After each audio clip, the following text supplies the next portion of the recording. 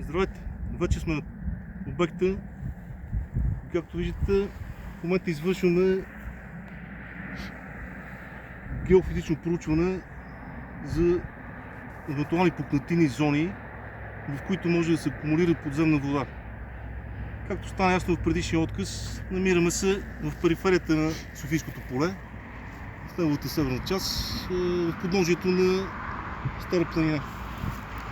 Както виждате, самият терен е изграден от напукани и окръстени варовици, в които ние в момента с електромагнитна апаратура искаме да установим кои са водоносителните участъци, перспективни за направата на сондажен кладенец.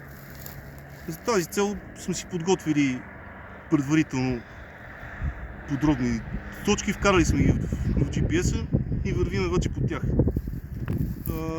Както виждате тук, хидрогеоложките условия, водата се акумулира в пукнатини и каверни от варовиците и се стреми да се дренира долу в ниската част на Софийското поле. Там самата вода се подпира от глини и избива на земната повърхност като нисходящи извори.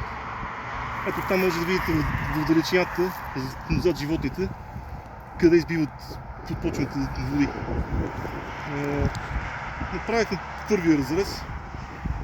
Ето виждате тук горе-долу за какво става въпрос. В дълбочина се виждат определени водоносителни интервали, които след това в офиса ще им направим интерпретация и ще говорим малко по-подробно за тях. Ще се видим в офиса.